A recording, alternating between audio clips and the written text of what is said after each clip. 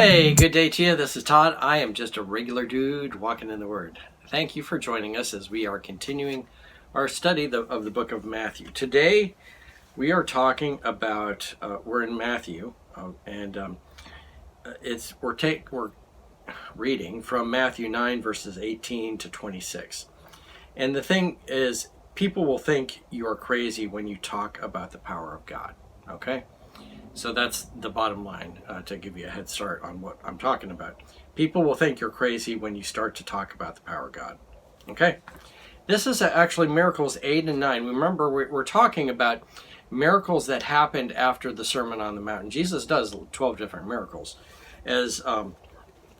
after the Sermon on the Mount. The Sermon on the Mount, remember, was given to the followers of Jesus to tell them how they should live.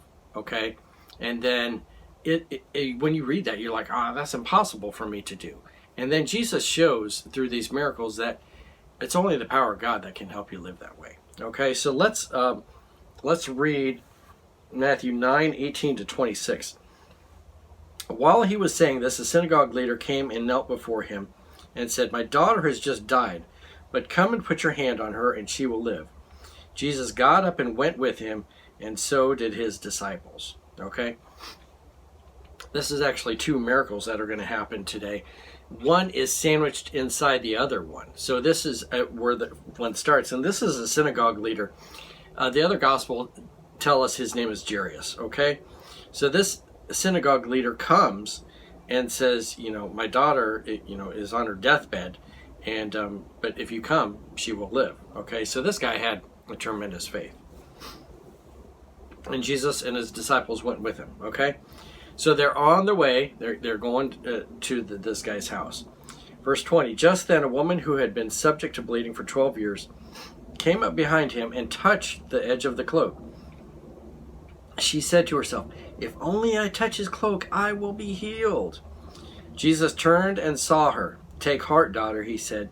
"Your faith has healed you." And the woman was healed at that moment. Boom, just like that. Different miracle here that, in the other miracles where Jesus himself touched that person.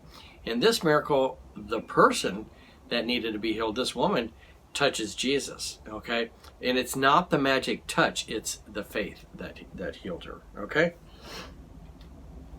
Verse 23, when Jesus entered the synagogue leader's house and saw the noisy crowd and people playing pipes, he said, "Go away, this girl's not dead, but asleep."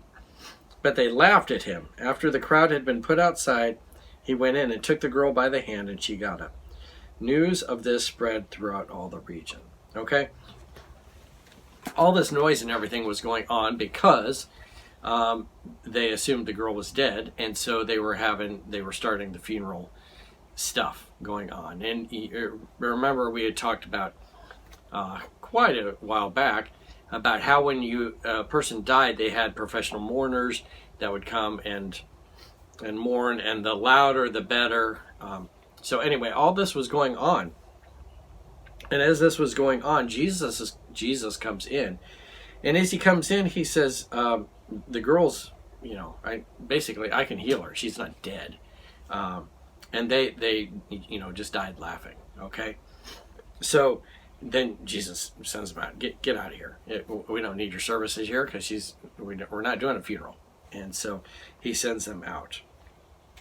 And then he healed her. And then news about this whole event spread throughout everything. But the people were laughing at Jesus because they didn't believe he could heal this girl. In that time period, once a person is dead, there's no chance of a person being healed and brought back from the dead. But Jesus does this, okay? And the people didn't believe it, and so they were laughing, okay? And you ask, "Oh, yeah, big deal. This has nothing to do with today." Oh, yeah, it does have everything to do with today. When you start talking about the power of God, when you start telling people about the power of God, they're really going to laugh at you, okay? Because they don't believe in that, and so they don't know how to respond, so they laugh at that. So that's something just for you to accept. You can share Jesus with others, and you'll be, laughed at. You'll be scorned, be made fun of. He believes in Jesus. But anyway, that's just a fact that you'll need to face as you go and minister, that people are going to laugh at you. So, big deal. So they laugh at you. I'm going to heaven. I'm trying to get as many people to go there to heaven with me as possible. And then, anyway, who cares? So keep that in mind. People are going to laugh at you because you are a follower of God. All right. Thanks for watching. I'm just a regular dude walking in the Word, and I'll see you tomorrow as we continue going through the book of Matthew. Lord's blessing. I'll see you then.